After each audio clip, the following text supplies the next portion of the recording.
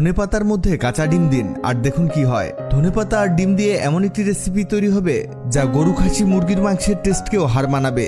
আর এটা বানালে কেউ বুঝতে পারবে না এটা ধনেপাতা দিয়ে তৈরি। যারা ধনেপাতা পছন্দ করেন না তারাও এই রেসিপিটি চেটেপুটে খাবেন।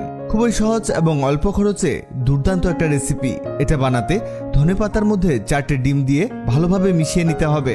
আর এগুলো ভালোভাবে মেশানো হলে একটি ব্লেন্ডার জগে ঢেলে দিতে হবে, কারণ এটাকে আমরা ব্লেন্ড করব।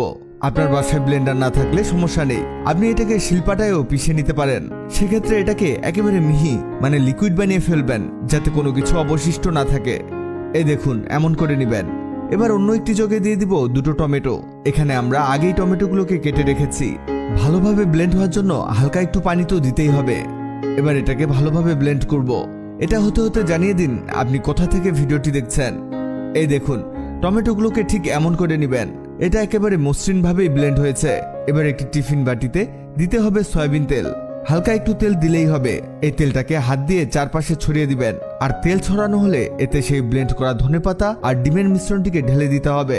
ধনেপাতার যে এত চমৎকার তরকারি হয় অনেকেই জানে না। দেখুন, অবাক হয়ে যাবেন। আরো অবাক হবেন যখন এটা খাবেন, কারণ এর টেস্ট সত্যি অসাধারণ। এটা ঢাকনা লাগিয়ে দিয়ে একটি সসপ্যানে দিয়েছি আর এতে পানি দিয়েছি। মানে এক কথায় পুডিং যেভাবে বানান সেভাবেই এটাকে বানাতে হবে। 15 মিনিট পরে এর ঢাকনা খুলে দেখব এটা আসলে হলো কিনা। এটা চেক করার নিয়ম হচ্ছে একটা কাঠি নেবেন আর এই কাঠিটিকে এর মধ্যে প্রবেশ করাবেন। যদি কাঠি ভেজা থাকে তাহলে এটা হয়নি, আর যদি শুকনো থাকে তাহলে এটা রেডি হয়েছে। আমাদের এটা হয়ে গেছে। এবার এটাকে তুলে নিয়ে চপিং বোর্ডের মধ্যে ঢেলে দিব। ওয়াও, দেখুন কত সুন্দর হয়েছে। এবার এটাকে কাটতে হবে। কিভাবে কাটছি দেখুন। এখানে কিন্তু কেটে নেওয়াটা ইম্পর্টেন্ট, আর অবশ্যই চারকোনা শেপ দিয়ে কাটতে হবে।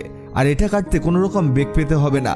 দেখুন কত স্মুথলি আমরা কেটে নিচ্ছি, আর এটাকে কতগুলো পিস করে নিয়েছি। আপনিও এভাবে পিস পিস করে কেটে নেবেন। এবার একটি প্যানের মধ্যে দিতে হবে সামান্য তেল আর 4টি কাঁচামরিচ এতে ভেজে নিতে হবে। হালকা ভাজা দিলেই হলো। এমন ভাজা ভাজা হলে দিতে হবে পেঁয়াজ কুচি। 2টো পেঁয়াজ কুচি এতে দিয়ে দিবেন।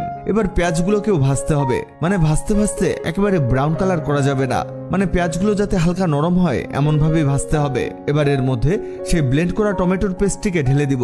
চমৎকার মজার জিনিস তৈরি হচ্ছে। এবার এতে দিয়ে দিব আদা রসুন বাটা 1 চামচ, স্বাদ মতো লবণ, হালকা হলুদ গুঁড়ো, স্বাদ মতো মরিচ গুঁড়ো দিয়ে এটাকে মিশিয়ে নিতে হবে।